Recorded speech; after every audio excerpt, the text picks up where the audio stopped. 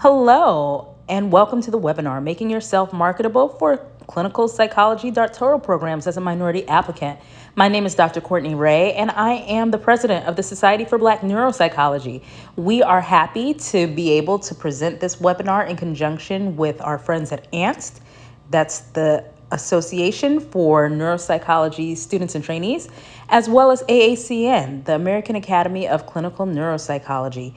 We also want to give a big thanks to all of our networks who spread the word about this event, our HBCUs, our CUNY universities, our UCs, and our SDA universities that all sent out information to their students to let you guys know that we were putting this on. We have almost 500 people registered for this seminar, and so we hope that it is something that you find valuable. And we never would have been able to host all of you without the help of our friend Dr. Katie Block and Know Neuropsychology, who helped us with the technical aspects of helping this evening. And you will be hearing a little bit more about Dr. Block's book that might be helpful for you a little bit later on. But I want to introduce you to our team of organizers. We have Zachary Raish, who is an intern at the Haley VA, and he is also completing his clinical doctoral program at Rosalind Franklin University of Medicine and Science, and he's the programming officer at ANST.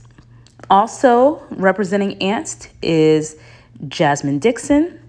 She is a fourth-year clinical doctoral student at the University of Massachusetts Amherst, and she is the membership officer of ANST. And she's also a student representative of the Women in Neuropsychology subcommittee of the Society for Clinical Neuropsychology. Also, Annie Reyes she's right now representing SBN, but she wears a lot of hats. She is a part of ANST and AACN as well, and HNS, but today she is helping us in her capacity as part of our committee on SBN. And Annie is a fifth-year doctoral student in the SDDU UC San Diego Joint Doctoral Program.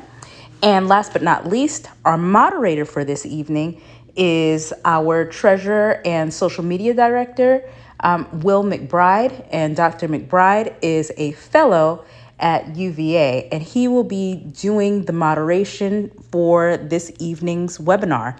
And I'm going to allow him to take it over from now to introduce you to our illustrious panel, starting off with our first presenter, Dr. Octavio Santos. He is a staff neuropsychologist at the Ottawa Hospital, and he's going to be presenting on some issues related to applying for doctoral programs. We have Dr. Pamela Banks. She is the psychology department chair for Jackson State University. We also have Dr. Desiree Byrd, who is a clinical neuropsychologist, associate professor for Queens College and the Graduate Center at City University of New York. And she also has some other hats as well that she'll talk more about. We also have two wonderful graduate students, Jeremy Grant, who is a fourth-year graduate student at Wayne State University, who is actually going to be applying for internships. So good luck to him. And then we also have Leah Whitlow, who is a graduate student at Brigham Young University. She is a second year. So like we said, we wanted to thank Dr. Katie Block for helping to host this web meeting. And so would be remiss if we weren't able to give her a plug. This is her book that is going to be coming out pretty soon, actually in the year late spring 2021. So we want to thank her for hosting this event. And this is her book that's upcoming, The Neuropsychologist Roadmap, a training and career guide. So please look at that when it comes out. So we're at the time where I'm going to pass it over to Dr. Santos, and he is going to start the presentation for us.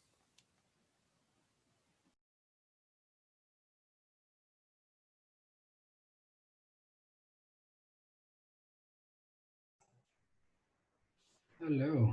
All right. Give me just 1 second. All right. Hi, everybody. Welcome to our webinar today. I'm super excited to be here. I'm honored to be presenting today along distinguished colleagues and outstanding graduate students.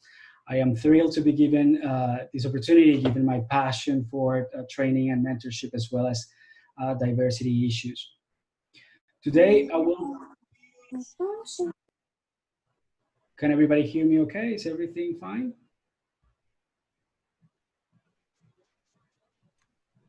Yes. Okay, good. Thank you. So I will be briefly providing you with information about who neuropsychologists are, what we do, the model of training available in the States, key information and resources to consider when applying to clinical doctoral programs with training in neuropsychology. And I look forward to our panel discussion to address your questions, but please feel free to reach out to me via email if you have further questions. So some of you may have never heard about neuropsychology. Others may have learned about it from a psychology course. Others may have had contact with a neuropsychologist and may be even thinking of pursuing neuropsychology as a career. So let's start with what is neuropsychology. Neuropsychology is an experimental and clinical field of psychology that focuses on understanding brain-behavior relationships in human and animals as it relates to normal and abnormal brain functioning. Clinical neuropsychology often focuses on how brain conditions affect cognitive functions and behaviors. As such, it overlaps with other related psychological and medical fields. Clinical neuropsychology often focuses on, or uses actually, tools such as the clinical interview, observations, standardized tests, and neuroimaging, among others, to determine diagnosis and treatment of those affected with brain conditions. Finally, clinical neuropsychology strives to understand the behavioral expression of brain dysfunction in the context of biological, psychological, and socio-environmental factors specific to the individual under evaluation or treatment. Now, in the States, a clinical neuropsychologist is a professional psychologist. That is, a person who has completed a doctoral program, typically in clinical psychology, with an internship, followed by a postdoctoral fellowship in neuropsychology, and have completed psychology licensure in the state where they practice. Clinical neuropsychologists engage in assessment and intervention, but also consultation, supervision, research, and professional development, among other scientific activities. To give you an example of what we do, I would like to play this short video about an amazing neuropsychologist who I have had the pleasure of working with.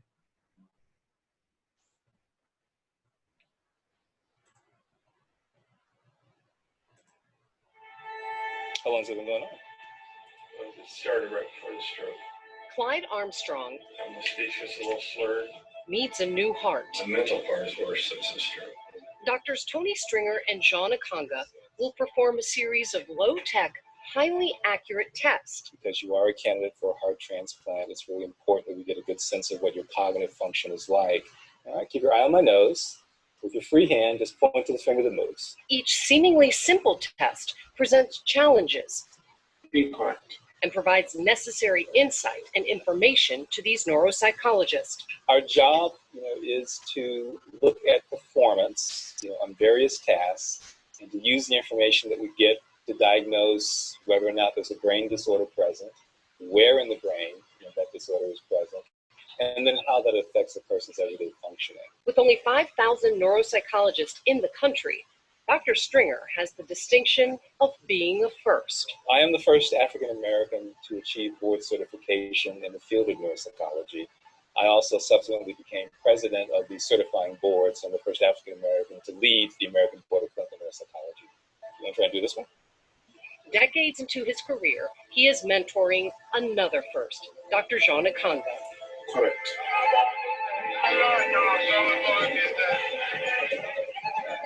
Ekanga will soon return home to Africa, to the Democratic Republic of Congo, and in a country of 67 million people, will be its first neuropsychologist.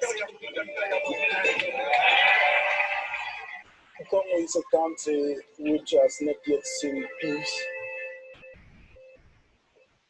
Dr. Ekanga was already a first when he arrived at Emory Brain Health. I was surprised, to say the least. Dr. Stringer was surprised. His student was a Roman Catholic priest. Good morning and welcome. It is not what people think about you, what God thinks about you. A man of faith, inspired to pursue science. I find science to be a way that God gave us to deal with some issues in the world. His unique life is one of white coats. Use your left hand. And the collar of titles of doctor, Okay. and father. Ekanga believes there is room for both. To have both science and faith, I said that I have the complete reality with me. He is probably the most selfless person I've ever met. Good morning and welcome. He has incredible compassion. Ekanga will partner with Emory to train others in the Congo, to collaborate in medical research, to use his training, all of it, to help heal his people. 1,000 miles, that always was the first step. So I am that first step. He was a courageous individual before he came to us. At Emory Brain Health, And it's going to serve him well when he goes back. I'm Jay Watson for 11 Alive News.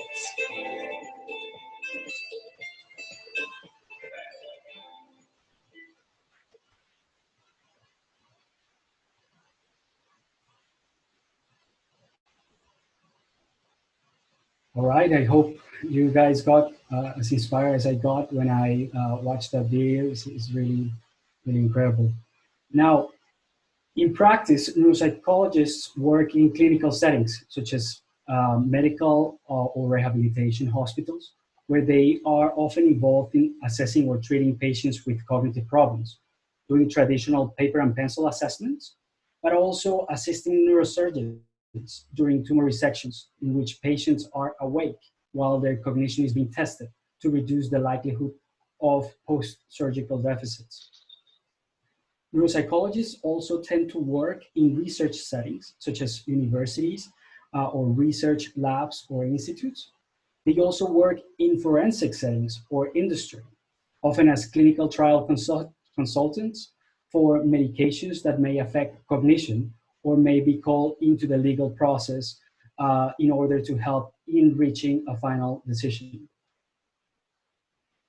So in the States, a specialty training and training in clinical neuropsychology guidelines were created in a conference held in Houston in the late 90s. This document presents an integrated training model, beginning with doctoral education and continuing through internship and residency training. Residency in this case is the same as postdoctoral fellowship, including essential knowledge and skills, competencies to perform those activities competently and ethically. So for example, within the proposed knowledge base, the clinical core will include knowledge of psychopathology, psychometrics, and intervention, while the study of the brain and behavior core will include neuroanatomy and neurological and related disorders, among others. Within the skills base, the assessment domain will include information gathering and recognition of multicultural issues, among others. This figure on the right demonstrates how different degrees of specialty knowledge and skills can be acquired at various levels of training. For example, the education and training sequence for A, an individual who acquires most of these areas primarily at the doctoral level. And then we have B, an individual who acquires some of these areas to a lesser degree at the doctoral level and much greater degree at the internship and residency levels. Now, there is very little literature on how to prepare or become a strong candidate, and particularly on how or what faculty are looking for. There is only one publication that was published in 2013. A study surveyed graduate level faculty and trainees about graduate school preparations, offering evidence for desirable undergraduate preparations for advanced study in clinical neuropsychology. So using this scale, basically, consisting of values reflecting different levels of training, ranging from 1, no training, to 7, substantial experience, faculty reported that their ideal and minimal preferences for applicant training across 15 domains relevant to clinical neuropsychology.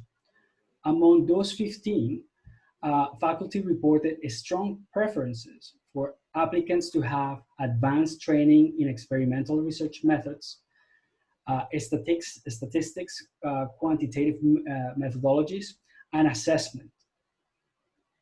Faculty also reported that the ideal applicant to graduate programs in clinical neuropsychology would complete an independent research project, such as an honor thesis, or perhaps co-author a conference presentation. So this information gives you a sense of what are the top things that faculty is looking for. And again, this is back in 2013, and only 19 faculty were surveyed. But again, it gives you an indication of what to aim for when you are preparing to apply. Now, faculty also reported the importance of more general admissions criteria using a 7-point Likert type scale, ranging from 1, no important, to 7, very important or critical. And here what we see is that on average, faculty place the most emphasis on research fit with faculty interests and clinical fit with doctoral program, followed by interpersonal skills, letters of recommendation, and research fit with the general program, among others.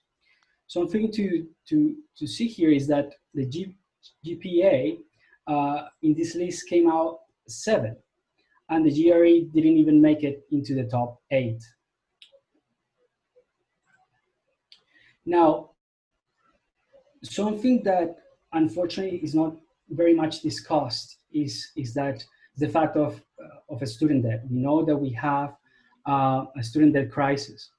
And I think that it's important also to consider these numbers. So in 2016, a study assessing neuropsychology trainees' experiences in areas such as student debt showed that nearly half of all trainees indicated that financial factors were the greatest limitation in their training.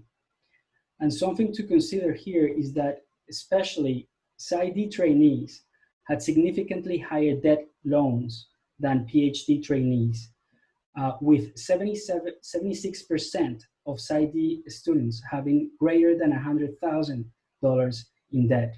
And for those who are not familiar about these programs, so there are 2 doctoral programs in the States. One is a PhD and the other one is a Psyd program.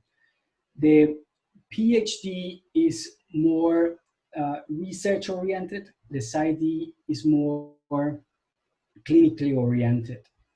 And PhD programs typically offer tuition waivers and stipends, whether Psyd programs do not. So students have to pay for basically their tuition, and both programs may have some scholarships and things like that. Those typically are more common in PhD programs as well. Here I have included a link to programs for loan repayment. There are many of these programs that can certainly assist people in the future when they graduate to repay their debt. And it's something that during your studies, you want to kind of get familiar with. So these are key information that you want to keep in mind also when considering between a PhD and a Psyd program. Now, you may be wondering, okay, we talk about that, but now how much I'm going to be making, let's say, as a neuropsychologist. So in the past 15 years, there have been salary surveys in our field.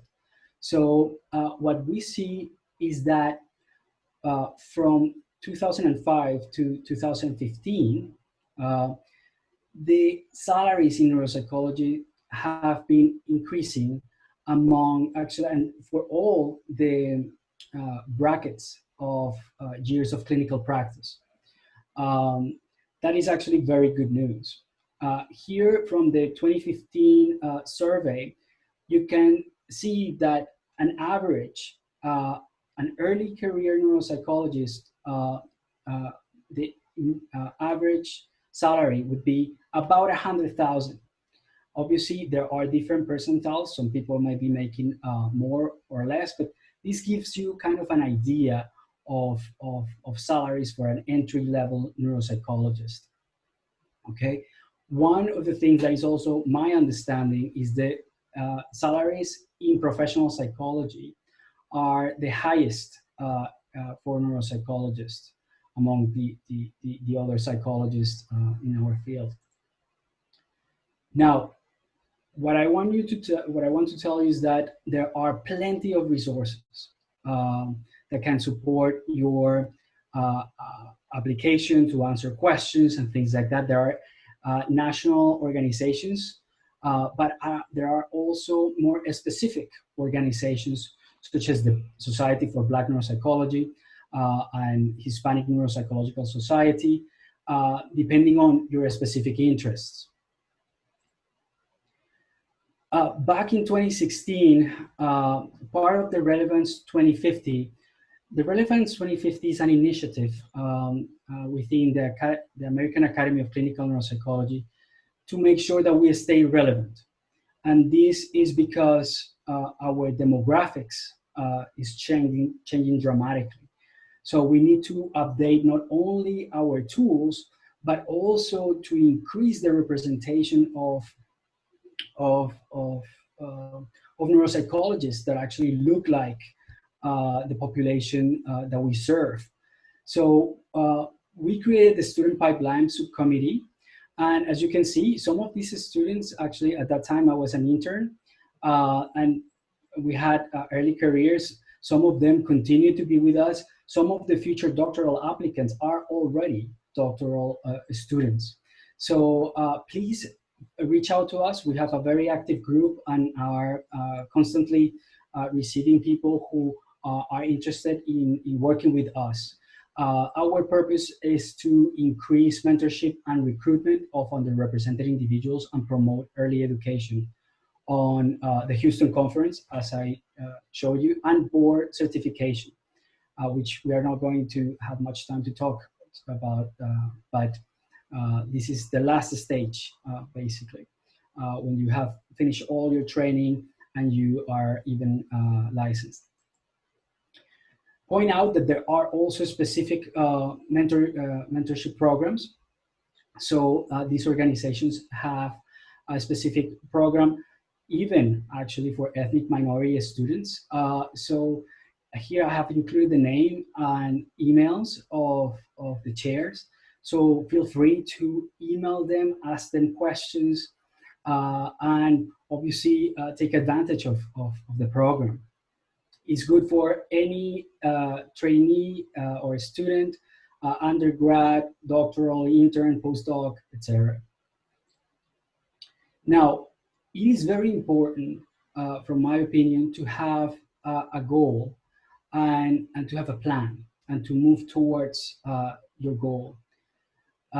You know, sometimes we think that the road to success is a straight line, but in reality, it is full of failures and roadblocks and things like that. That has been my story. That's been the story of people that I admire. So what I can tell you is that with mentorship, you can avoid some of these roadblocks or failures. There are going to be, of course, but I want to highlight that having mentors who believe in you, who are basically bringing you together and teaching you the key things that you have to consider at different stages of your training is very, very important. So with that, I want to leave you with some references. This presentation is going to be available here. There are specific webinars that we have made in the past, and one also that we did in 2016, also for undergraduate students. So thank you so much for your attention. I look forward to answering your questions. All righty. Well, thank you, Dr. Santos. Can everyone hear me okay? Okay, all right, great. So now we're going to get into the panel discussion and, of course, questions for all of our panelists and Dr. Santos as well. So I want to give them an opportunity to introduce themselves, more specifically related to what they do and their title, and kind of where they are in their career and graduate school experience, and then we'll get into some questions. If you have any questions, we will try to get to all of them, but we got a lot of questions on the initial set. So if you did send some questions initially, we have all of those. So we're going to try to get to as many as we can, okay? But still feel free to put any questions in, and we'll try to answer those as much as we can. We've got a lot of time, so I want to give time for the panelists to give their stories, their perspectives. I think that's going to be very powerful for you all to hear. And of course, you know, think of this as it's just kind of whetting the appetite for the knowledge that you need to have to get into graduate school. So look at this as that first step. So I'll start with Dr. Byrd, if you want to introduce yourself and tell your title, and then we'll kind of go down the line. Dr. Byrd, Dr. Banks, Leah, and then Jeremy. All right. Thank you. Thank you. Thank you. I wish we were in a room so that I could see all of your faces. Welcome. I am an associate professor in a clinical psychology doctoral program. I am mid-career. I'm a bit of an old head, but I still have senior mentors, of course. I sit on an admissions committee, and I do a lot of things, but that's what's most relevant right now, is that I will be speaking to you as a person who has sat with a pile of applications or files and around tables where people are talking about who gets an interview, who doesn't, and why, and so forth and so on. So I'm from Compton. I'm first generation. I had to do a lot of figuring out to make this happen. And so I'm happy to be here and to share. I'll pass it on to Dr. Banks.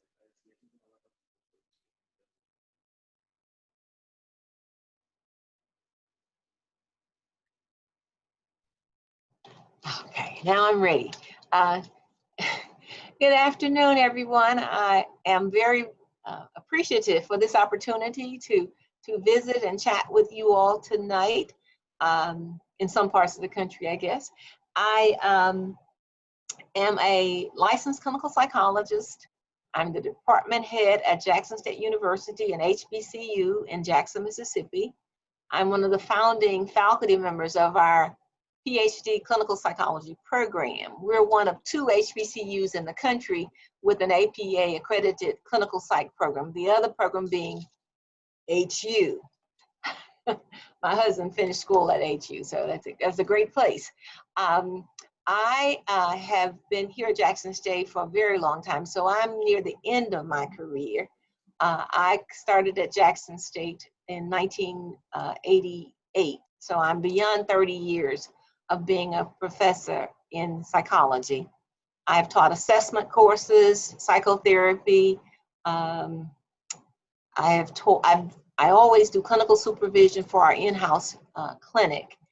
And I also serve on the admissions committee for our doctoral program.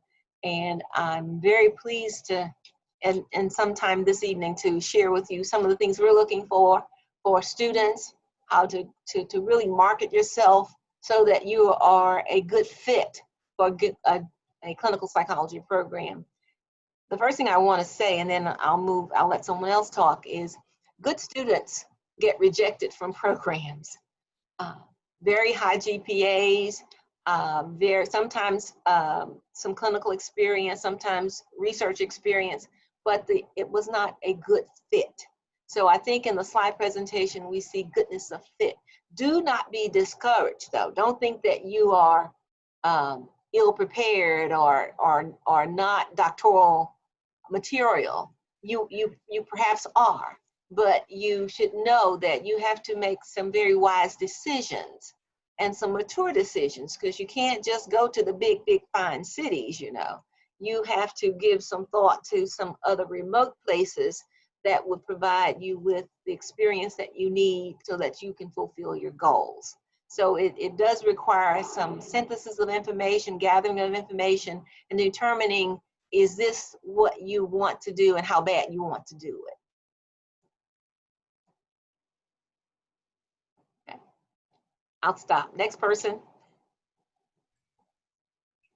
Hi, everyone. I'm Leah Whitlow, and I'm a second-year graduate student at Brigham Young University. I'm within the clinical psychology program, and I have an emphasis in neuropsychology.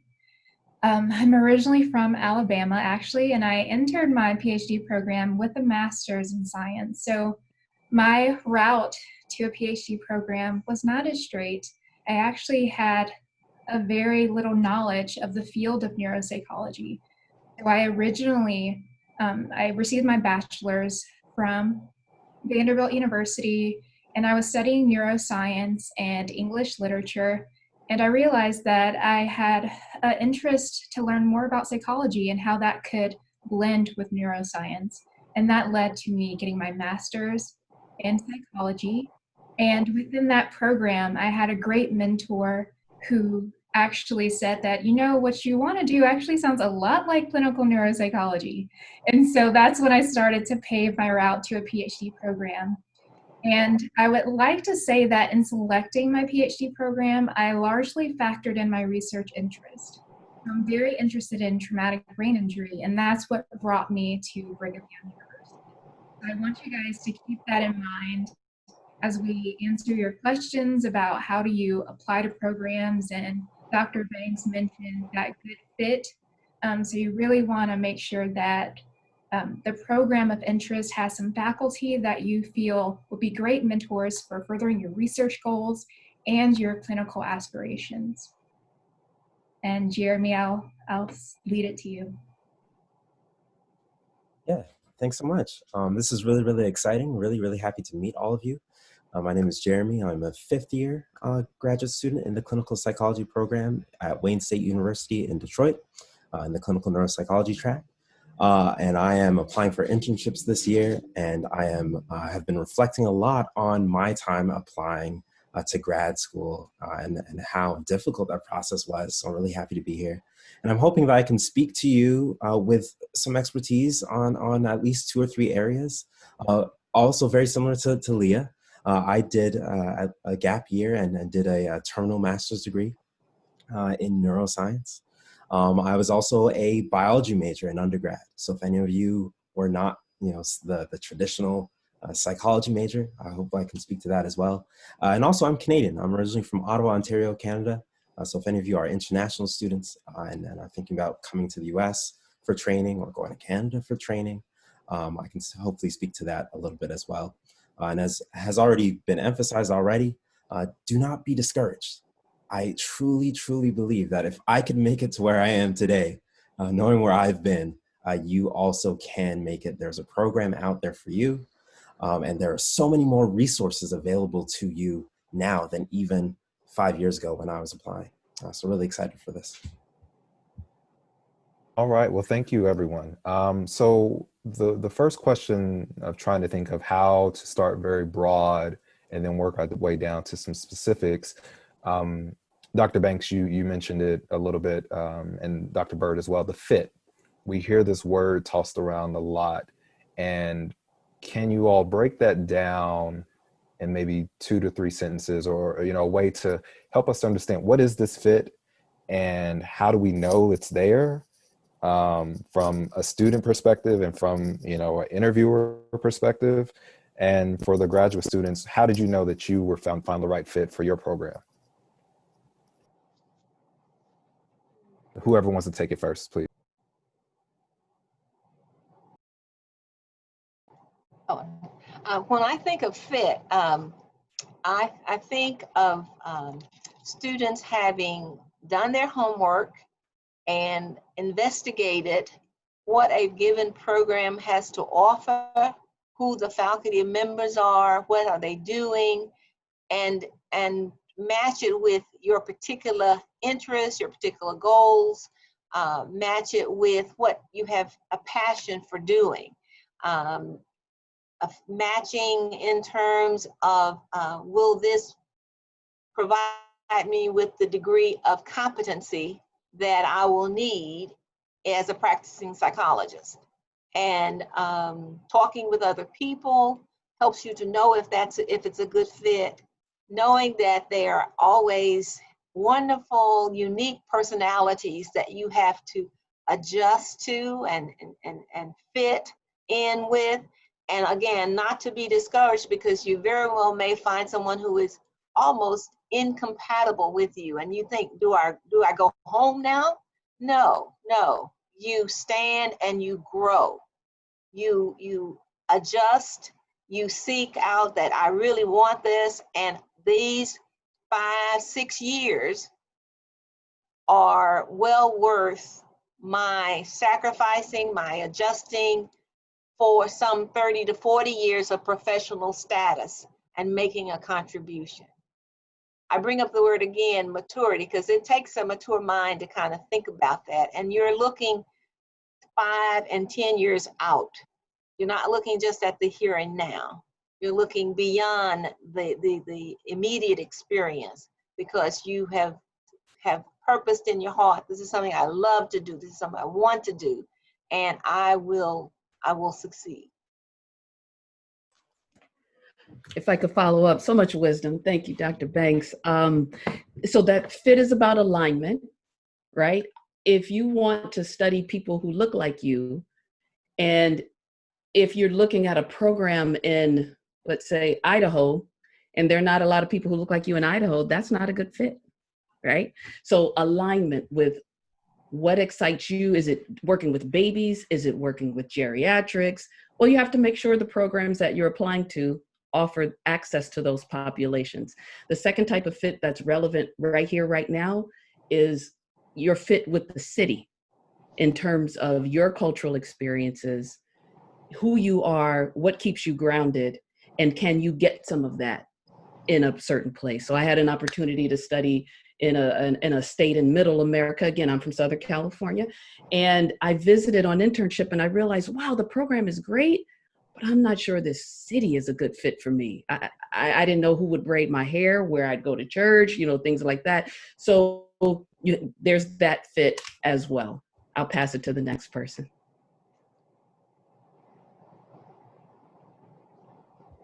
Yeah, sure. For me, I think just to echo what's been said already, that fit is so important. And I want to distinguish it for many of you, I'm assuming have looked at other types of graduate programs. Maybe you thought about going to medical school. Maybe you thought about going to some other form of graduate school.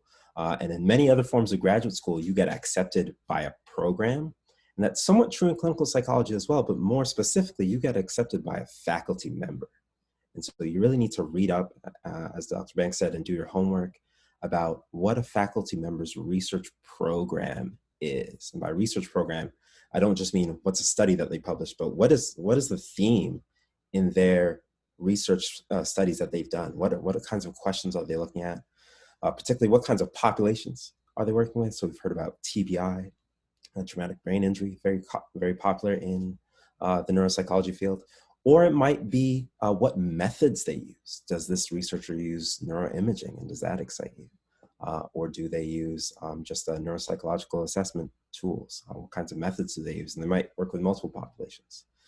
And then lastly, really I want to emphasize that particularly if you do get an offer and you do get an interview, another big part of the fit is personality.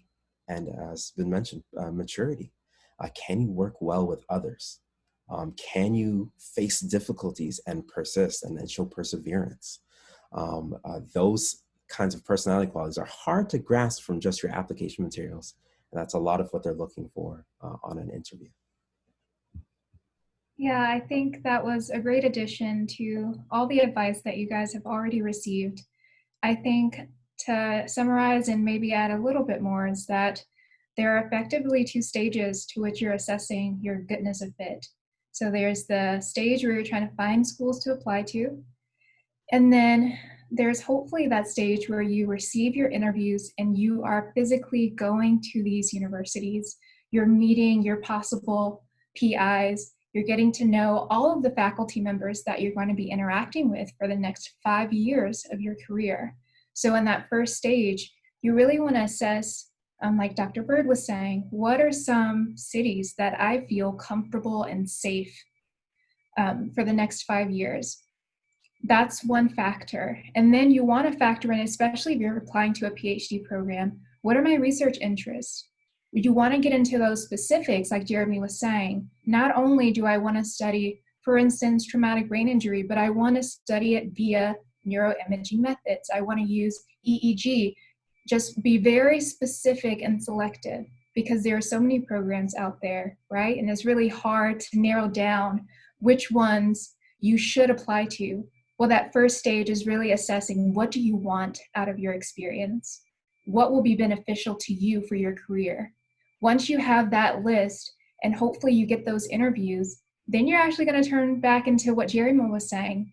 What's the interpersonal experience like when I'm around these faculty members during this interview process? How am I vibing with these other students that are here? Because they'll probably make up your cohort for the next 5 years. And then they'll actually be some of the professionals that you send referrals to or receive referrals from. So that's also going to be really important. And I feel like another theme that we've all been saying is that don't be discouraged. In the presentation, we talked about how success is not a straight path. If you apply the first time and you don't get any interviews, guess what? That is so common. That is so common. Just try again, because you will eventually. If you persist, you will.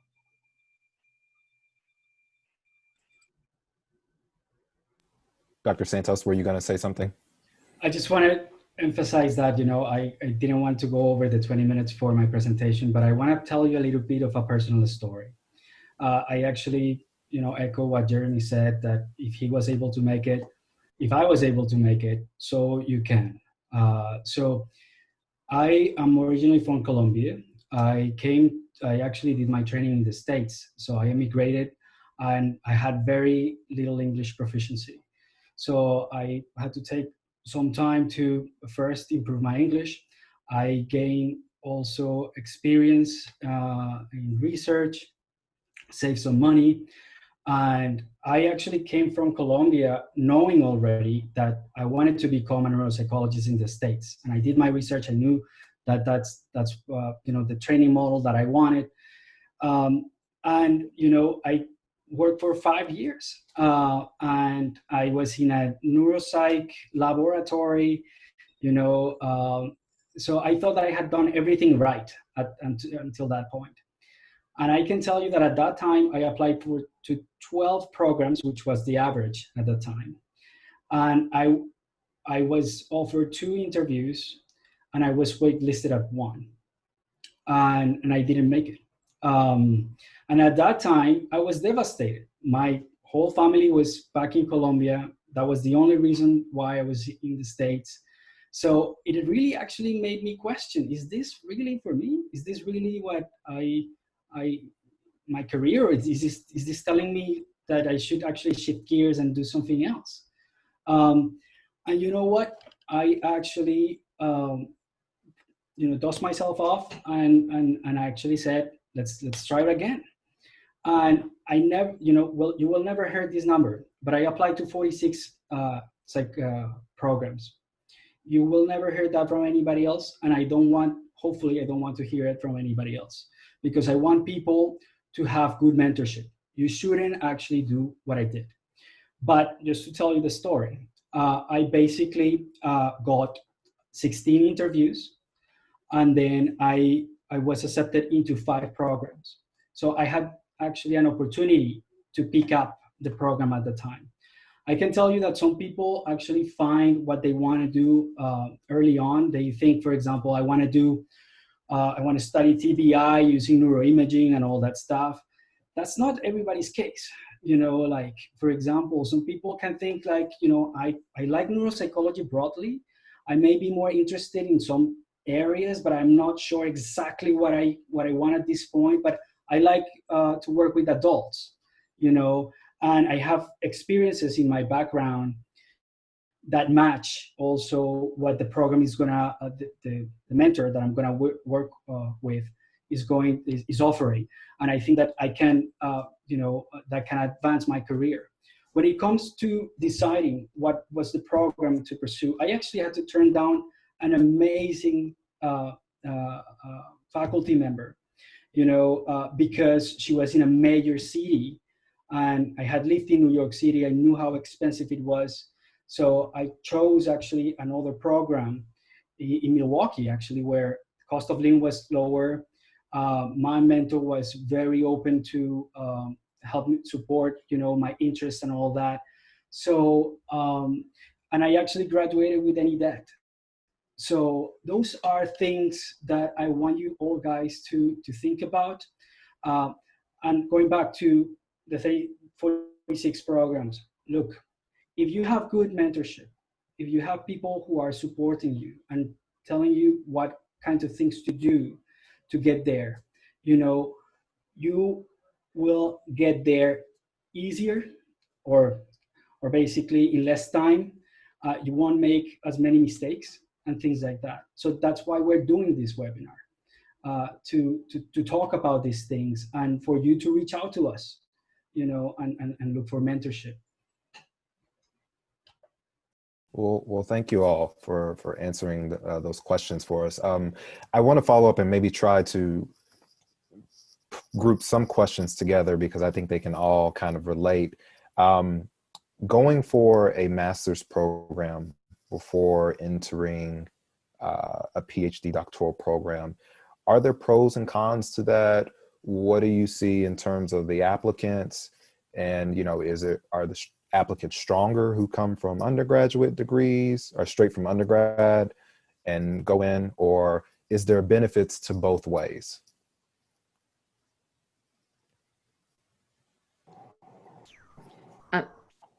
Okay, there are benefits to having a master's degree. Oftentimes, individuals have been able to accrue clinical hours. And so when it comes to practica and externship, there's more clinical experience. Individuals are not uncomfortable working with individuals who are experiencing psychological difficulties. So that degree of confidence aids with their competence. Maybe a limitation, if you will, would be many universities only accept 15 credit hours. And so a master's program may have been 48 credit hours or so. And so only of that 48, only 15. So it doesn't shave off any time from most 5 to 6 year PhD programs. So, but coming right out of undergraduate school, sometimes individuals are not experienced at all. And so their angst is much higher, anxiety is much higher because this is not something they've done. In a bachelor's degree in psychology does not prepare you to be a clinician. It's a science, it's a degree in science, in the science field. And so if anything, it may help you with an appreciation for research, but it doesn't help you with the clinical and assessment either.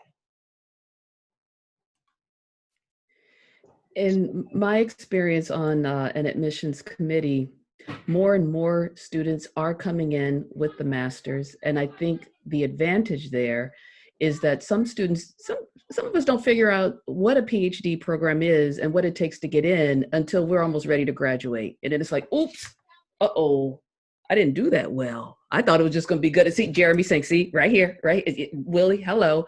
And so working through a master's program and making A's, right, shows like, actually, I'm a really good student. I just didn't know that I needed to show that when I was in undergrad. So the master's degree offers that. It usually comes at an expense. So if you go that route, I hope you go somewhere where you can afford, because that's debt that's just going to be added to the total. But it's definitely not required. It was not my path. I went directly from undergrad into the PhD program, but I had the advantage as an undergrad of being in a program that helped me be competitive, right? It helped me figure out like summer research experiences. It gave me GRE prep. It helped me write my personal statement, all these things. So I was ready to be competitive right out of undergrad. That's often, sometimes that's just not, the case. And so, yes, there are advantages. And I think the only disadvantage really is the debt and then the loss of time, if time is something that's important to you.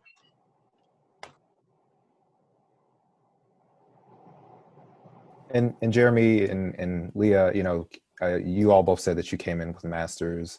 What was that experience like for you all, having that additional experience versus, I'm sure there were people that came straight from undergrad. Did you notice a difference in any way?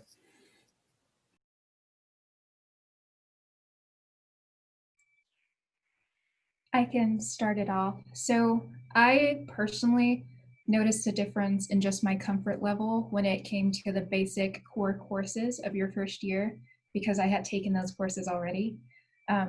Unfortunately, that is a part of a downfall. Not all PhD programs will accept your master's level courses from another institution. So I had to repeat a lot of the courses that I had already taken. But a plus side to that, as I was saying, I was very comfortable in this coursework. And I believe that gave me a bit of an advantage as finishing coursework early, or just having that confidence to meet with my first client, having not just been exposed to the material. Yeah, there's I think what I hope we leave from this question is that that there's advantages and disadvantages to both sides, and you really have to carefully consider how they apply to you. And going back to the topic of fit, fit is highly individualized, and the issue with fit, like for me, like what I really needed when I was applying is I needed to learn as much as I could about like what researchers were doing in neuropsychology, what programs were out there. I didn't know enough coming from biology, coming from neuroscience. I didn't know enough about neuropsychology. And so the issue with fit is that it's kind of a chicken and the egg thing.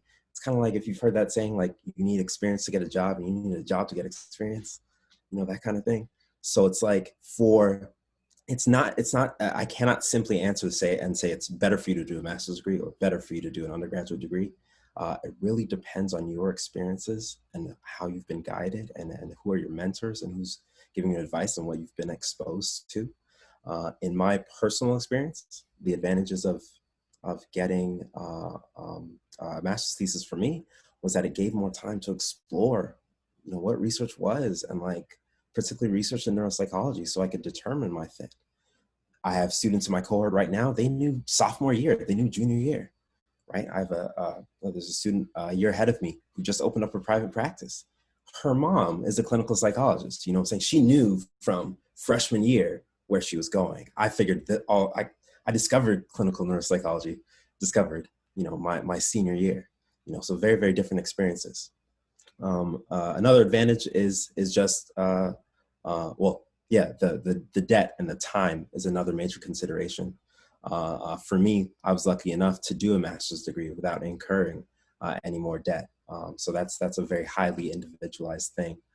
And a word also on the time. For me, it was my undergraduate degree, took a gap year, and then did a master's thesis, got lots more research experience, more posters, became a much more competitive applicant. And so that was 3 years after undergrad. And I remember applying, and I remember arriving at my program and thinking like, man, I'm going to be with all these, 21, 22-year-olds. I'm going to be one of the older students. Couldn't be further from the truth. I'm second youngest in my cohort. I've had students in my program who are in their 40s. There's someone in our program who has kids who are in an undergrad at my university. There's such a vast range of experiences. So you really, really have to figure out what you want your journey to be and how that matches up with the 1 or 2 or 3 programs or supervisors that you want to apply to. So I love all of these answers. I want to give one more big topic kind of question, and then maybe get more into specifics related to some other topics we have. But, you know, you hear a lot about, well, what's the difference between a Psyd and a PhD program? What does that mean? And then also thinking about neuropsychology, do I need to find a program that is specifically geared towards neuropsychology, or do I need to find a program that gives me a generalist, well-rounded approach? Is one of them going to make me a better neuropsychologist?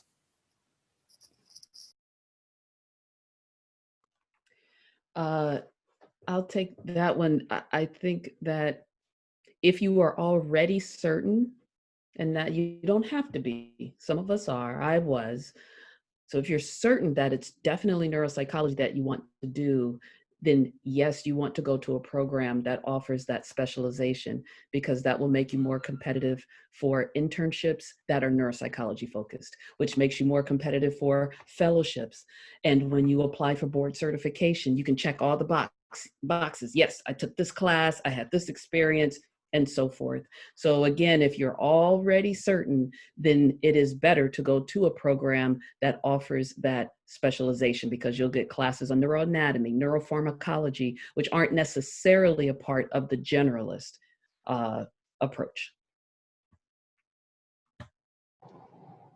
The Psyd typically is a degree preparing individuals to be clinicians. Most Psyd programs do not have a dissertation. The PhD, the Doctorate of Philosophy, requires a dissertation, and many clinical psych programs that offer the PhD base their instructional strategies, if you will, on the scientist practitioner model. And so there's this balance between cultivating an individual as a clinician and grooming them to be a researcher. And so there are various classifications for programs. The most common is scientist practitioner, but there's a practitioner, scholar, and there are about 3 or 4 levels, if you will.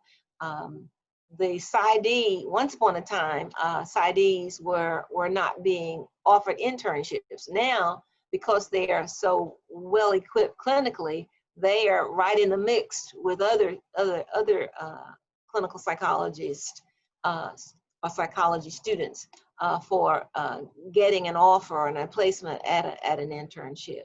So it really kind of depends on what the person wants to do with their degree. If they want to work in a medical center, they certainly probably need to have a PhD. If they want to do neuropsych assessment and work in maybe a rehab center, then they would probably be better trained to be a clinician, and they would probably get a job offer there by having a Psyd. A clinical psychologist with a PhD can work in either settings, depending on their background and experiences.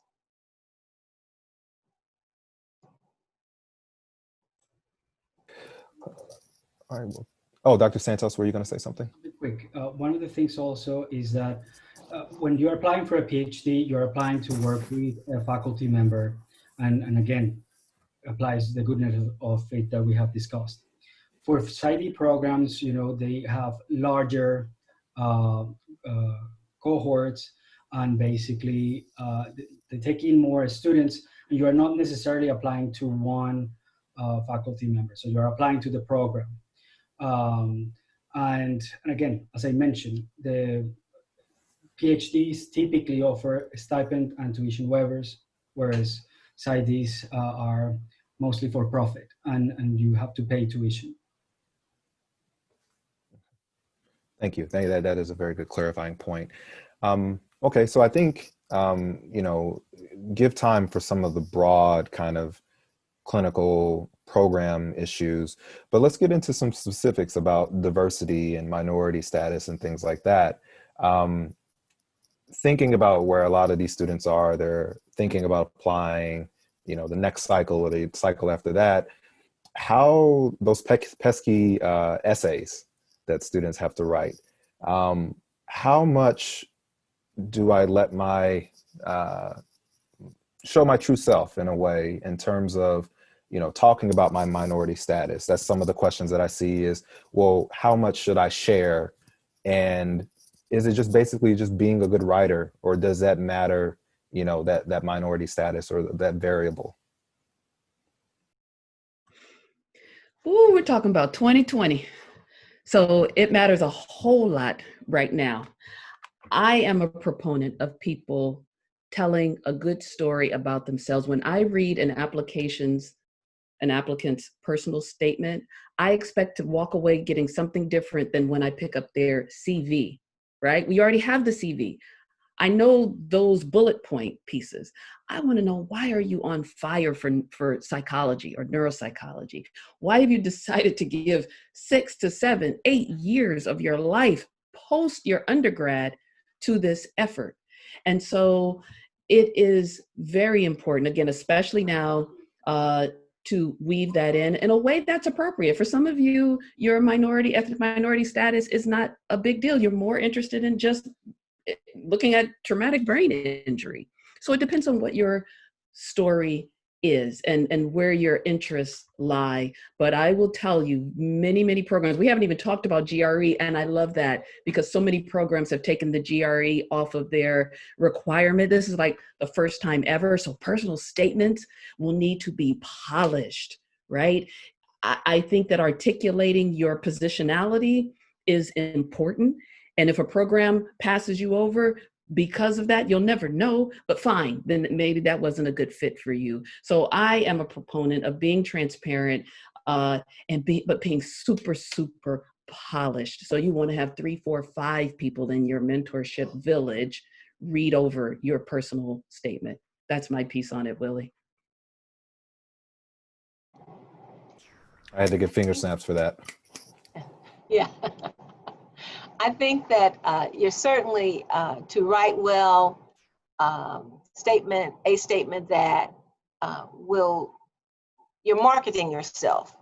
And so there's a degree of transparency that has its place, but I don't think the personal statement is the place to discuss all of your very weaknesses and your various weaknesses and your history of mental illness and your family's history of mental illness and things that really kind of may cause a psychologist to think, are we going to have ADA? No, and that's wonderful. If need be, that's fine. But one's passion should be conveyed in their personal statement. One's plan of action. Why is it that you want to devote all this time? And what would you do with this degree? How will you make a contribution? How will you make a contribution to the program to which you're applying?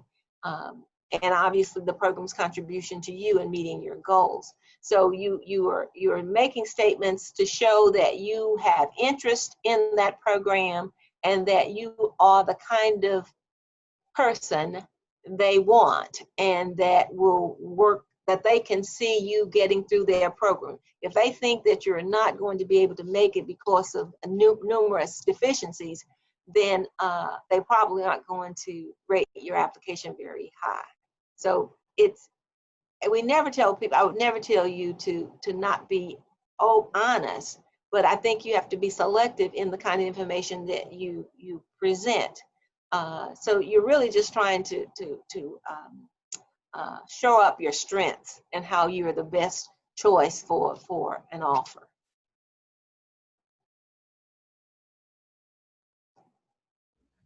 Yeah, I agree with what's been said so far. I haven't been on an admissions committee reviewing personal statements, But I was just looking over my own from 5 years ago and critiquing a little bit. I was actually surprised. It was actually okay. It wasn't that bad. Yeah, you really, really want to own your own story. The personal statement is the most unique part of your application. There's lots of advice out there. There lots of different websites and different books about crafting a good personal statement. But fundamentally, someone, as Dr. Byrd mentioned, someone should really come away from reading your personal statement with a really personal understanding of who you are, and it shouldn't sound too similar to someone else's story. Regarding disclosing things about yourself, minority status, race, ethnicity, I think many programs do have some kind of online application thing where you might have to list, your race or your gender identity and things like that. So that might be there. Yeah, if it's a part of your research interests, I think definitely expound on it. If it's not, and it wasn't largely a part of mine back then that's okay as well. But I think we should all recognize that we are in a different place socio-politically than we were even, in April. I really encourage you to own your story, whatever that might look like. Yeah, I agree with all the advice that's been given so far. And I would like to add, especially to Dr. Banks' point about not simply reiterating your CV. I think what you really want to get at with your personal statement is connecting those dots. So we have all these lines in our CV of these different dates of different activities. How did that happen? Give us an insight into your story. Like Dr. Banks was saying, what is your why? What has brought you to this field? And what do you want to make a difference in? That's going to be the piece that sets you apart. And furthermore, I just want to add to everyone's point that it is crucial that you have multiple people review your personal statement. Oftentimes we think that if we give ourselves enough time, we'll just keep coming back to it and revise it here and there. I guarantee you will have missed something. So you want to have someone look it over, but not just anyone. You want people who have been in this process. You want older students who are in a PhD program. You want faculty members. Really have your tribe of individuals that will help you make sure that you're asserting what you want to assert within your personal statement and doing it well. If I could jump in, Willie, this may be a real good follow-up for SBN. We can't review everybody's personal statement, but I'm one faculty member and we may be able to recruit a few more who, if students can get them to us early enough, and I don't know how you'd randomly select them or whatever, but where we can even read them. Because some of you maybe you don't have those connections at your university, right? You, for whatever reason, professors didn't, invite you to their office hours and you don't have that one-on-one, but you want a PhD, right? So let the Society for Black Neuropsychology be a place where you get some of that extra support. So we can talk about that back channel. Make sure you register with join the society so that if we can, go ahead and roll out this program, that you can be among the people who might get selected. So start writing tonight. Thank you for that unsolicited plug. Actually, to that is that, sometimes having a sample, somebody who applied to grad school successfully, and having a sample to see how it looks like, a successful application is very helpful. So, you can ask other people, obviously you have on the panel great grad students. I can also share my personal statement. So at least you have a sense of, how we articulated our stories in a way that was successful. So in addition to all the great advice that the other panelists have provided. Alrighty. So one of the other questions related to similar to minority status, I'm actually blanking. I forgot where I put that question. Okay, so to our faculty chairs and reviewers of applications, are there things that you hear in terms of maybe red flags for programs who, you know, they may say that they look for diversity or that's a prioritization, a priority, but you know, it's not really like, you don't want to get the wool kind of pulled over your eyes or anything like that. Are there things that students should be on the lookout for? And how do they really look at these programs and say, is this going to be a good fit for me?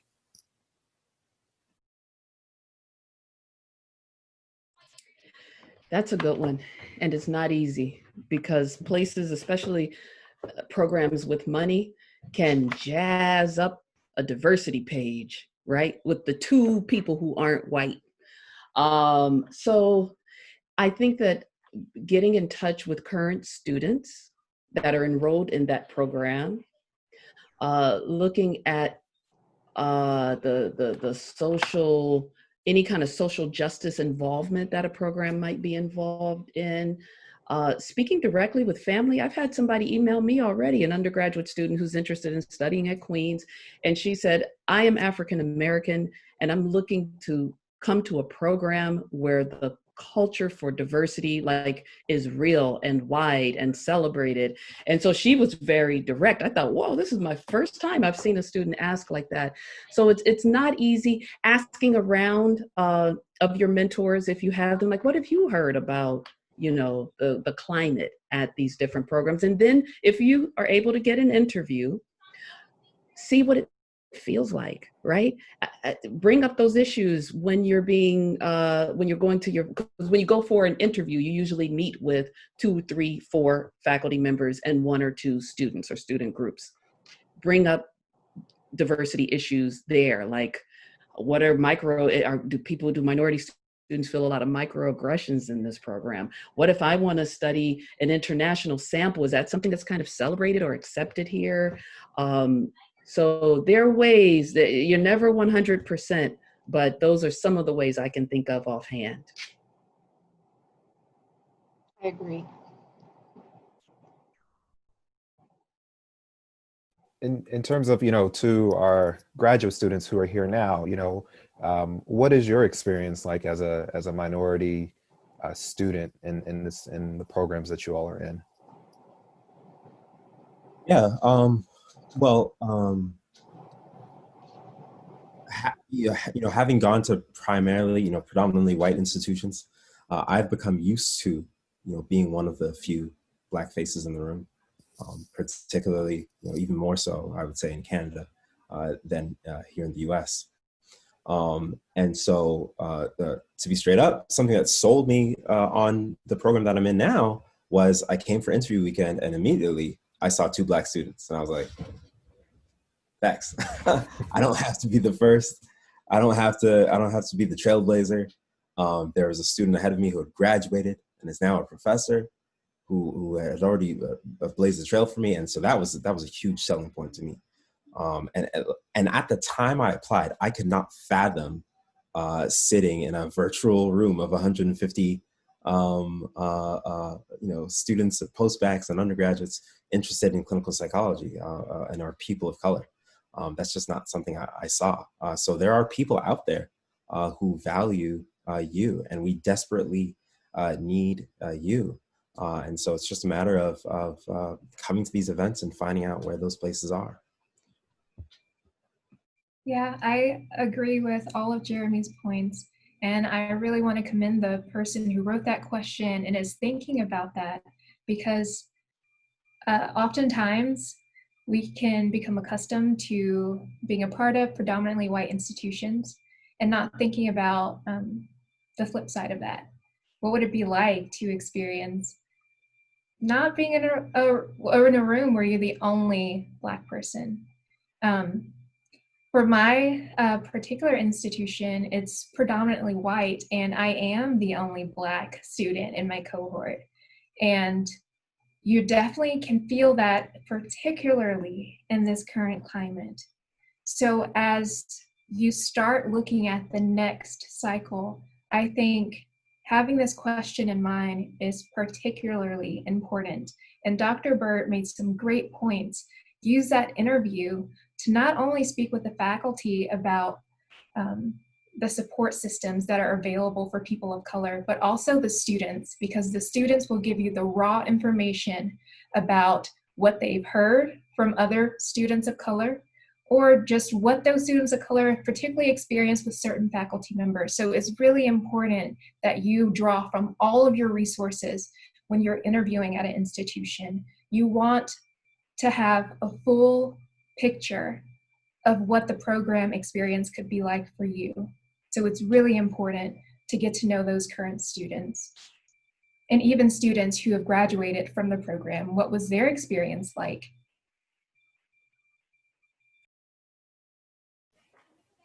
Okay. I'd like to say too that while you have gathered that information, it's not going to change things at that institution.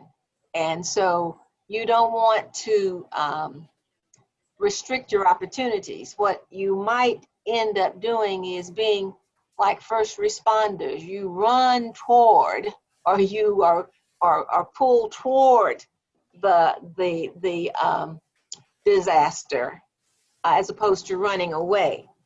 Since the pandemic, we are all having to search for true grit. And with true grit, you determine, you get your information, you know what the liabilities are, you know what the areas of discomfort and pain are. But once again, because you still want to do this, you may make an informed decision that I knew this was coming. Now, obviously, I'm not saying jump into a frying pan, but you might just recognize, okay, this is where I know this is where we stand. There's at least one or two other professors at the whole university sometimes, especially in very remote areas, who may look like you. And so, but you know that, and you determine that this will be my time to grow. Once again, I use the word grow, and to learn from others, all because I want to accomplish my goals. I left Mississippi in 1968, and I was always the only Black face in every setting, having come from the Deep South and gone to New York and then later on Ohio. So I was almost always the only African American in a number of settings. But I wanted the opportunity. It was lonesome. I sometimes felt that, do I really belong here? Yet I persisted. And I think someone mentioned that earlier. I use the phrase, stay on the wall. You want to continue to persist, even though it might be quite challenging. You can't always have it smooth and soft and easy. Probably less appreciation for this degree if you did get it that way. So being persistent and tenacious and being able to overcome some obstacles that you may know about from the very beginning is something I think you should give some serious thought to. If I can add to that, actually, quickly, I went to the University of Wisconsin-Milwaukee. The faculty was not very diverse in the student body, but my cohort at the time happened to be so. And one of the things that actually attracted me quite a bit about the program is that they really had an emphasis in diversity, and they had a 3-year scholarship for graduate minority students. And typically people from the Psych program always got it.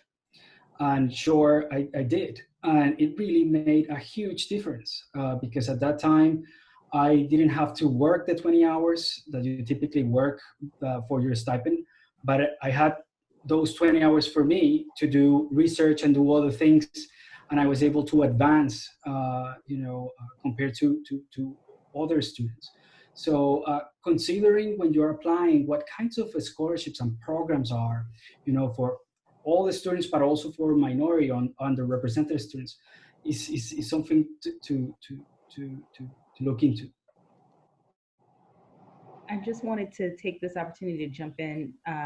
We have about 15 more minutes that we're actually scheduled for. Some of our panel has said that they are willing to stay by for a little bit extra after we close to answer some of the questions that may not have been addressed. But just to let you know that we are going to be formally ending at 6:45 Eastern time, just so that you guys know, just be prepared for the wind down. Okay. Thank you, Dr. Ray.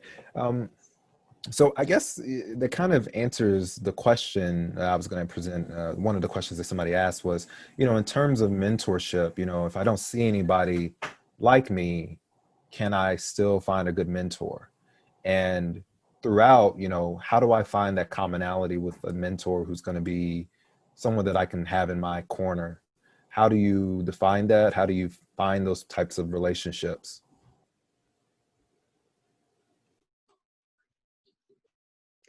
If I could jump in, that is such a great question. And as an undergraduate, I know I felt happy for like almost any attention, that I was able to get individually from a faculty member.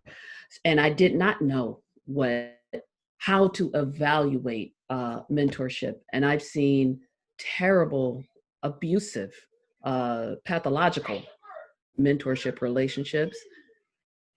Fortunately, I have not been in them. And so during interviews, I have had students ask me, Dr. Byrd, what is your mentorship style? Right? Is it collaborative? And I go, wow, that's great. Some professors may not even have ever answered that question.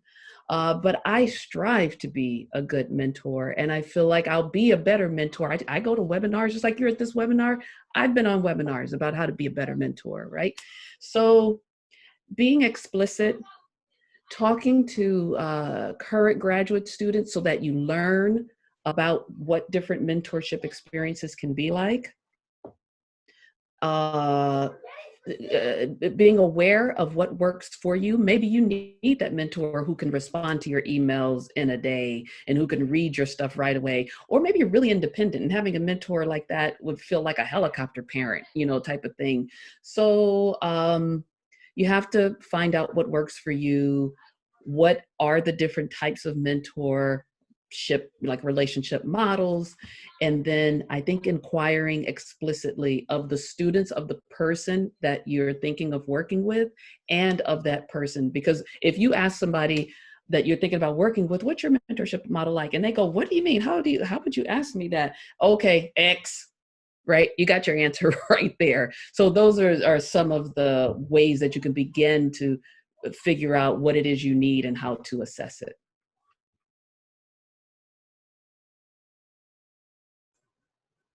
I also wanted just to add something to that. I basically had, I asked all the questions that Dr. Byrd suggested. I think is very, very important. One of the things though is that sometimes actually graduate students would say something like, this person is hands off or something like that. And you truly don't understand what that means. So actually ask for examples and things like that when you get, descriptions like that sound kind of get more information. The other thing is that for me, it was revolutionary to learn that you actually should have a network of mentors. Okay, obviously you have your primary mentor at your program if you're in a PhD program, and you have to select a good one, at least one that is very supportive, and who is going to help you along the way.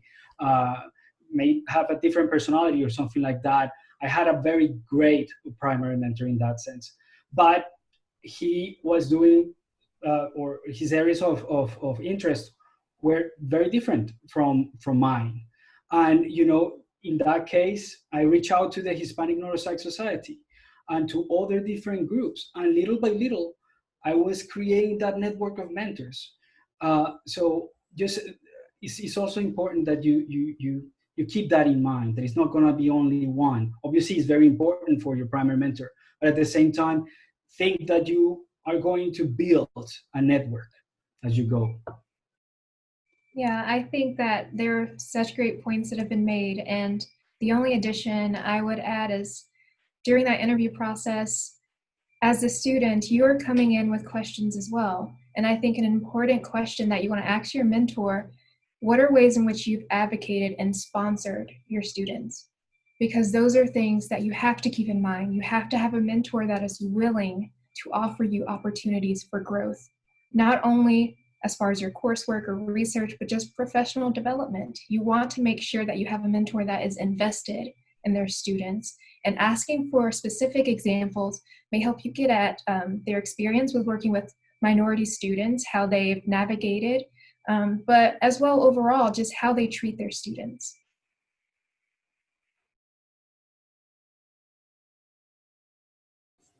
Thank you for those answers. One, I know we have a little bit of time for some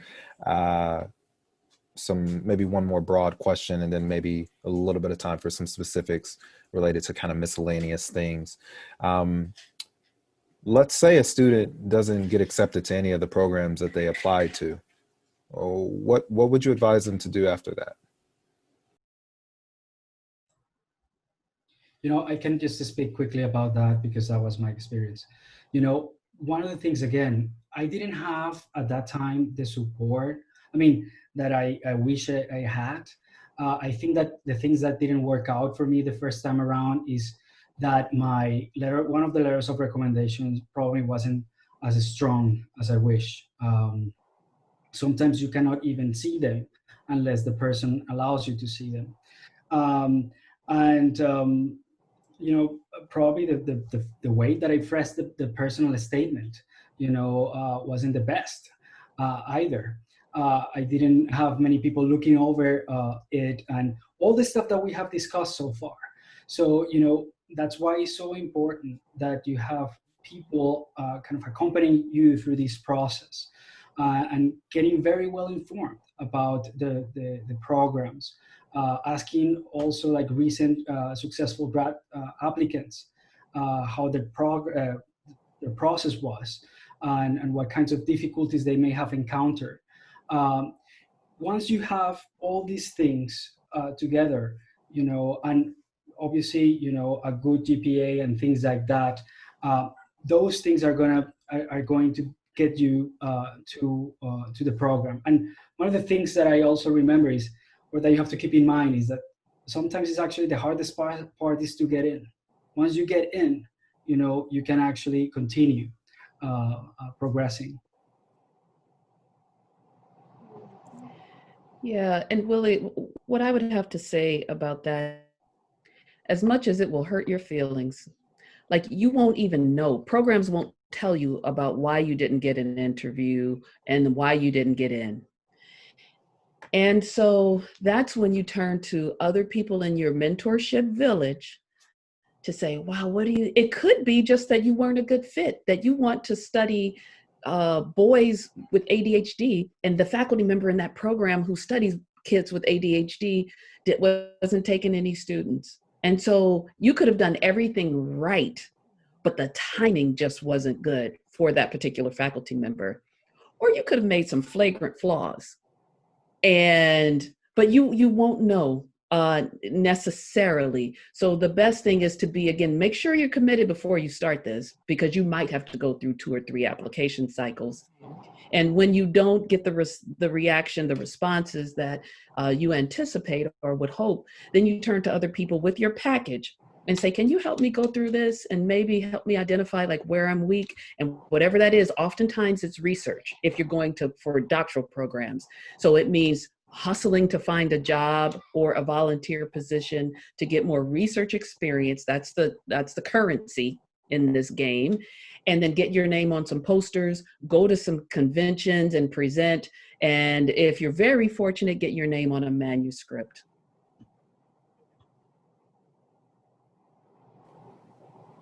Dr. Banks? Yes, I agree wholeheartedly with Dr. Byrd. Research experiences are invaluable. I know I mentored undergraduate students for many, many years with an NIMH research training grant. And the students were working in labs. They were compensated, but other students worked in labs who were really volunteering. And it was just a great experience for individuals to go to conferences, presenting posters. They really got excited about research after they'd gotten to a few conferences. We tried to go to conferences that were within the state or not far. So in Mississippi, New Orleans is a great place, and Atlanta was another great place for our regional guild association meeting, and they were very student friendly. So we strongly encourage students to get some research experience, and whether you get paid or it's paid or unpaid, the experience is invaluable. There's it's an opportunity to broaden your horizons. There's a lot more to an undergraduate degree than going to class, writing papers, and taking examinations. You want to broaden the experience by working in a research lab, being mentored, and when your mentor is doing a talk, you've worked so closely with them that you could almost mouth that presentation. So really emulating them and being an apprentice to them is a good experience. And medical centers, getting jobs as a research assistant, working on a grant, being a coordinator or an outreach person, or someone working in a community-based research program, participatory program. Those are all things that one could seek out that would help strengthen their application if they don't get in the first time.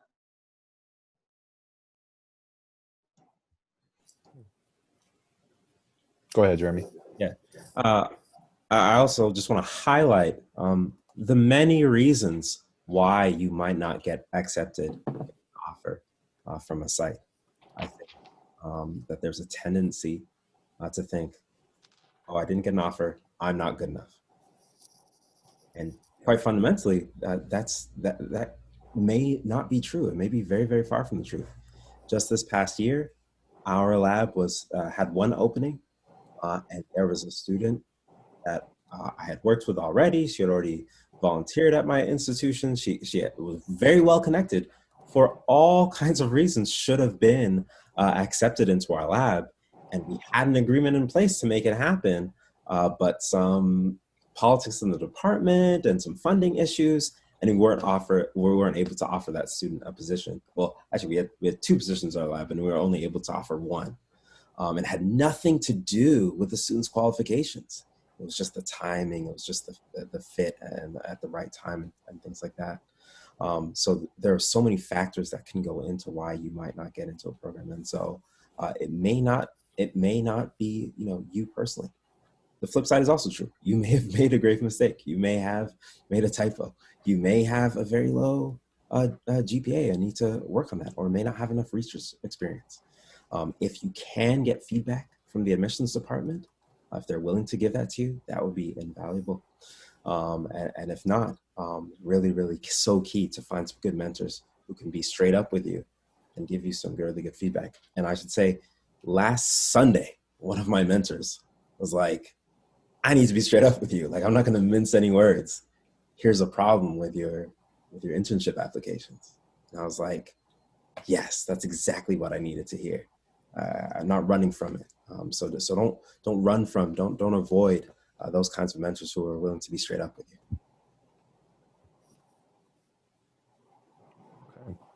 Okay. Well, I think we want to do a little bit of a wrap up at this point because we're close to time. But again, like we said, there's going to be time, some of our panelists are going to stay after to talk about additional questions. I think there are some more questions. But I just want to say, as we wrap up, don't lose sight of the goal and have the courage to put yourself out there. There's an NBA slogan, I forget which great basketball player say it, but you miss all the shots you don't take, or something to that effect. And so take those shots, shoot your shot. One of the things I notice about psychologists or people that are in the field of psychology, we often have this imposter syndrome. I don't know if that's a pre-morbid thing, if like imposter syndrome prone people get into psychology, but there's something there. So I felt that imposter syndrome so long. I still feel it sometimes. I feel it about potentially being a dad. I feel it about potentially, so many different aspects, but don't lose sight of the goals that you're planning for yourself and go after it. And you will be surprised at the things you can do. And a lot of the experiences that I've gotten is just like, okay, that was scary. I got that initial shock over. Let's move on to the next step. And so you just keep going, And so I just implore you to keep going, the hoops that you are jumping through now to get into grad school will be the hoops that you have to jump through while you're in grad school as well. So if you're preparing yourself by jumping through these hoops, by checking off these boxes, by doing these things, you're setting yourself up to be a really good graduate student. And afterwards. Yes. So while some of this may seem, oh my God, like I'm never gonna read these essays ever again or anything like that. Jeremy said he did look at his, so I will give him that.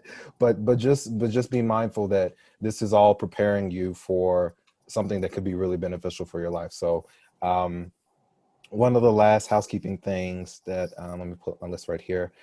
So want to thank all of our panelists and our presenter, Dr. Santos, Dr. Byrd, Dr. Banks, Jeremy Grant, Leah Whitlow. Thank you all for being here. Join the ANST listserve. That's the student branch of the Society for Clinical Neuropsychology. And also thinking about on the line of graduate programs and things of that nature. The UCSD and San Diego State University joint doctoral program is having an information session. If I can pull this up. They're having an information session October 17th on a Saturday. So, you know, there's a lot of information out about that. So please, you know, attend that informational session. I hear really good things about the program. One of our students who's helping us, Annie Reyes, she's a part of that program as well. And she's been on the call answering some questions and things of that nature. So that's also something that, you know, as we're talking about graduate programs, here's an opportunity. And so thinking about that. And I think that is all I have. Anything else, Dr. Ray? Oh, I'm sorry. There's going to be a post survey as well. So please be on the lookout for that email. We really, really want your feedback. We're a growing organization. And so we need all of that. Yeah, and also Dr. McBride mentioned that we are doing a mentorship program that we're building out, and he is taking the lead on that. And we want to find out, those of you who would like to be a part of a mentorship program, please do. First of all, I want everyone to sign up for the SBN listserv. So what I want you to do is to send an email to SoBlackNeuro@gmail.com. And that is where I want you to put in the title, add me to the listserv, and we will put you on the listserv so that you will be able to get all of our great events, and you'll be able to get other information that we disseminate when we have other webinars like this, and you'll be able to find out about our mentorship program. You'll be able to be sent the form for the mentorship program as well. Secondly, I want you to be members of the Society for Black Neuropsychology. Go to our website, go to membership on the right-hand side, go to new member, and I want you guys to sign up. We accept people from all backgrounds. So I do want everyone who is here to feel free and feel welcome to be a part of SBN. And last but not least, we want you, as Dr. McBride said, to fill out that survey to help us know what else we can do to help you as you're trying to navigate through not only grad school applications, but in your career and beyond. So we really want to be able to be a good support network for you, to provide mentorship for you, to help you out. And so those are avenues that we can stay in contact and be able to give you some of the resources that we have that can help advance your career. You can follow us on Facebook, Society for Black Neuropsychology. You can find us on Twitter, SoBlackNeuro, and you can also find us on YouTube. And this webinar will be uploaded to our YouTube page, and the recording will be there so that you can find it and review it and share it with someone else as well. And I think that's it, right? Yep. So I think, yeah, I think we still have some time for more questions if our panelists are okay with that. So reaching out to potential people in the field on Twitter, on social media, yay or nay? Is that what's going? Is that what the cool kids are doing now? Is that a new thing? I saw a lot of people reference academic Twitter Yeah. in the chat. So are any of you, the faculty here, on Twitter, or is there a burgeoning kind of environment to be active on Twitter? I think burgeoning is the key word. So I'm not great on email. So if you email me and it takes me a while to get back to you, do not take it personal. Email me again. And I'm in and out of Twitter. Academic Twitter is so good, I get lost in it. So sometimes I stay away because I know I'm going to be spending like some hours because there's so much good stuff. So academic Twitter is not a good way to be in touch with me. And email is.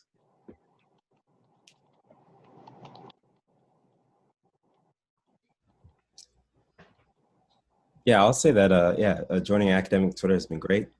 Met a lot of great neuropsychologists, people that you meet in person at conferences. I think it's, as I mentioned earlier, there are so many resources available to you now that you must take advantage of. When I was applying back in the fall of 2015, I didn't know any clinical neuropsychologists personally that I could get mentorship from. I didn't know any just clinical psychologists in general. I had some psychologists that I was connected with, some neuroscientists that I was connected with. One of my recommendation letter writers was, a medical doctor. But there are ways for you to get connected with mentors and people in our field now that I didn't know about and didn't take advantage of back then. In addition to academic Twitter, it's been mentioned before, Know Neuropsychology. It was a wonderful series of lectures on very interesting topics across the United States and across the world of research, cutting edge research that's being done in neuropsychology. A big part of finding that fit is figuring out what's out there. You won't be able to know your fit until you actually are able to explore what's out there. And when I was applying, I only knew about this much about neuropsychology, and there's so much available out there to you. Please go and check that out. Annie's dropped the post in the chat, as well as I want to give a shout out to Navigating Neuropsychology. It's a podcast. It's available on all the main podcast venues, Apple, Android, whatever you want. They also have a website. So many great different podcast episodes on really cutting edge things going on in neuropsychology. Oh man, if I had that back when I was applying, it'd be golden now. So really, really check out those resources. Learn as much as you can about the lingo, the terms, and the spend a lot of time reading up on websites and different programs. Just immerse yourself in it, and that would be a great step for many. Yeah, I would like to add to Jeremy's points. It's really important to increase your visibility. And I think academic Twitter is a great way to gain some networking with certain people in the field, studying things that you're interested in, just to get more information about their research in general. And there's also this great resource, Black in Neuro, that actually linked me to people who would be willing to mentor me through my process within the program. So I think, as Jeremy pointed out, there's so many great resources now that weren't available a few years ago. And I really think it would be a great way for you to not only introduce yourself to the world of academia, but also introduce yourself to figuring out which programs might fit with you by looking at those individual PIs profiles. What type of research are they doing right now? Navigating those themes in their research. Twitter is a great way to do that. So one other question, hitting back on, letters of recommendation. Okay. How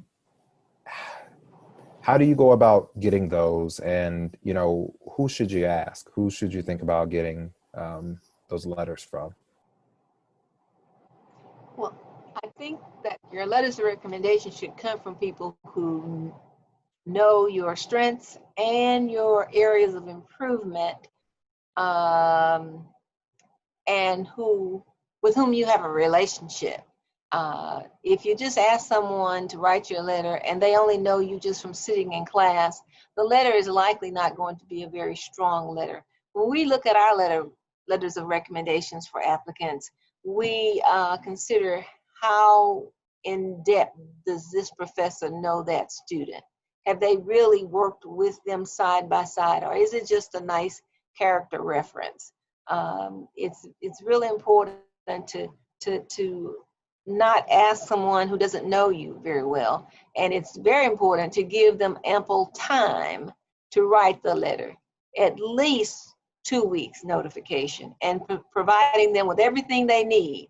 The name and the address, the kinds of questions. If it's a portal that they have to go through, informing them that there will be a portal, there will be a form, a rating form, as well as they want a letter, or the letter has to be on letterhead. The applicant should do all of that legwork for their letter writers. And then people are much more, because their time is quite limited. And so they need to be able to say what they can say very quickly. And you don't want to, one of the worst letters is the letter where the gender is incorrect, or the person, it's a template, and now they've injected someone else's name. That doesn't look, and it's 3 or 4 years, it's 2 years old. It's something they wrote for someone in the past. So and it's not just email and ask for that letter, it's a visit. And in this era, it's a Zoom visit, but it's a visit. And so it's very important that you consider those factors and be considerate of the people who are writing the letters for you. Absolutely. As an undergraduate, again, if you only know professors from being a student in their class, that's all they can say. They take tests well, they ask good questions. That's not going to get you into graduate school. So if you need some time to develop relationships with faculty, by way of maybe all your letters come from your jobs and your clinical experiences and your volunteer research experiences. Getting letters from people who are faculty members makes a difference too. To ask a graduate student who's teaching your Psych 101 class, that letter is not going to stand up to the admissions committee. They're going to say, oh, wow, they had the Boys and Girls Club director, a graduate student, and their family pediatrician, right? No, that's not a strong package. So there is some art to figuring out who can write me a letter. You have to ask them if they feel as though they can write you a strong letter, because a mediocre letter is like no letter, right? Some programs, the Fordham program in clinical psychology, had like 780 applications. Mediocre letters don't get you even to the next, meeting of the admissions committee. So figuring out who to ask, asking them early enough. And when I agree to write a student letter, I want to read their personal statement so that I can be sure I'm connecting with their passion, because that's the kind of letter writer I am. And so you want to have that drafted. So you want to be clear and not still just going, I might want to do a PhD. By the time you ask somebody to write your letter, you do need that clarity so that they can get on with the writing and do a good job at it.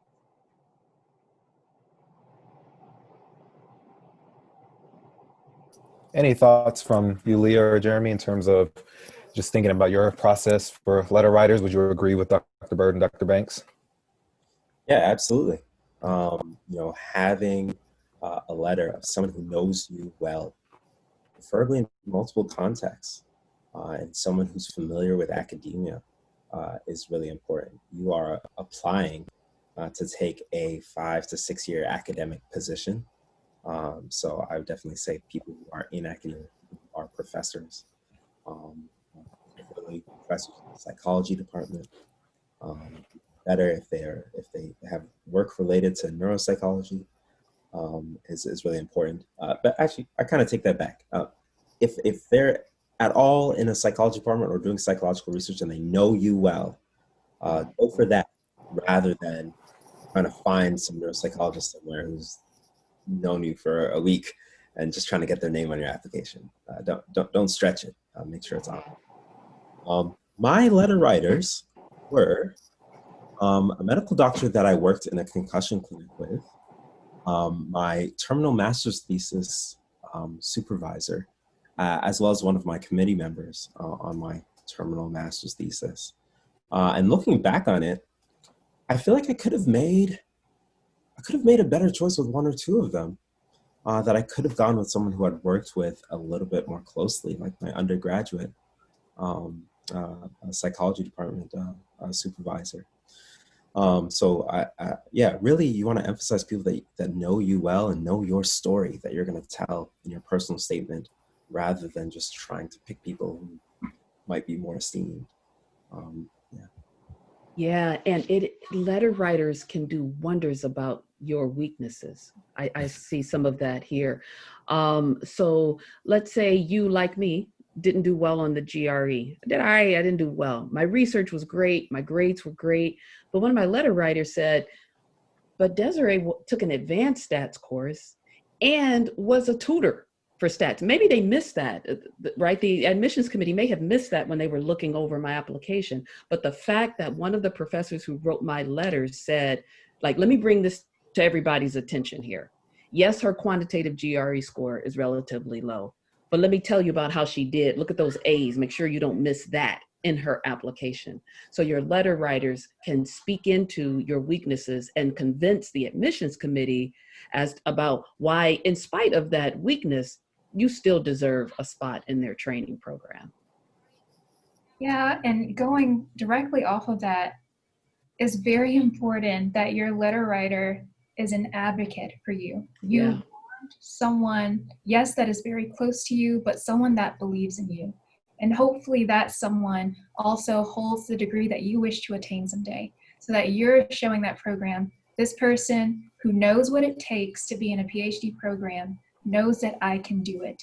And as it's been mentioned before, there are many ways to enhance things that may appear as weaknesses, like not a transformative GRE score or not straight A's, but you have some B's, maybe a C in there. Just having someone that truly knows what you can bring to the table can be very beneficial. And also, like Jeremy was hinting at, having someone from a lot of different backgrounds, like someone who's sitting on a committee or someone who knows your research ability, someone who has faith in your clinical skills, and someone who can speak on your academic skills, it can be very effective in showing how well-rounded you are for a program. Okay. So, Dr. Byrd, were you going to say something? I'm sorry, I just came to mind. I once read an absolutely terrible letter where a professor used a student's, marginalized status. I think they thought they were doing them a favor, but it was so patronizing. It was clear to me that they didn't know that student, but felt as though their awareness of that identity gave them an entree to speak on what that might mean in the graduate program. And so this was a competitive student, and I was able to talk to the committee about that. But I thought, wow, I wish I could have told that student, don't ever ask that professor for a letter again, but I can't. So, yeah. So one more question, and we've kind of touched on it a little bit, that kind of elephant in the room, the GRE. Thinking about, there have been changes in terms of the admissions process for a number of schools in terms of looking at the GRE and its benefits and if it's really a good measure. For our professors who are, looking at applications, what do you take stock in when you look at a GRE score, and how much weight do you put on it? Well, we do not require the GRE, but we do look at the scores. And so many people on the admissions committee are particularly interested in the analytical writing score. We also are very impressed when we look at the subject GRE. In fact, I would put more weight on the knowledge acquired in psychology than I would on just the general record examination. We do want, it is advanced training, and so we want people to have a very strong foundation in psychological principles. And so the subject GRE is definitely one that students should practice. And I always say, even at the undergraduate level, if at all possible, be a part of psychology trivia. You'd be surprised how much information you can recall just playing games. And so the psychology clubs that might focus on graduate school prep may help you do reviews, may help you, may plan to have some kind of Jeopardy or some kind of competition for knowledge that you should really have coming into the program. Psychologists typically study a lot of different topics and know quite a bit. Now, I know just a little, but it's a field where you are expected to have a broad base of knowledge and not just your intuition. It's having become well-read in the field of psychology, so that the advanced degree is one in which you build your layers of knowledge and critical thinking. And from there, you can make a contribution. I'll speak to that, and then I'll have to say good night. So students I see in the chat are also asking about, like, how are admissions committees dealing with the fact that we're still in a pandemic and how that has influenced the students, the number of opportunities that they may have had to make themselves competitive in the traditional senses. We can't say like how they're going to deal with that. Internship committees are going to be dealing with the same thing. But I think at the Queens College program, we will absolutely, that's at the forefront of all of our minds. And so that's something that in your personal statement or your letter writers, could address. And hopefully you've had the opportunity to make yourself competitive in all of the in-person ways that you needed to before the pandemic. Also, I helped a student yesterday identify some remote volunteer clinical opportunities on like a suicide helpline. So it does require you to be a little more creative, but in this remote world that we're all existing in, some opportunities still exist. So don't shy away from writing clinics, writing hospitals, and asking about, is there a place for a volunteer, And then with regards to programs that do consider the GRE, I'm aware of at least one. It's not ours. Ours is another one that's not requiring GRE. But one of these multiple hundred, we only had like 150 applicants, and then we took 7 students. One year we had 70 applicants and we took 7. But in a program that had multiple hundred, for people who, they listed by GRE and said, okay, below this point, I'm sorry, we're not going to be able to look at that. So a student asked, is every application read? No, they can't. Like if you get 500, 600, 700 applications and you have 10 faculty members, it's literally impossible. So there are programs that cut at a point and say, we're sorry, all these people we're not even going to take a second look at.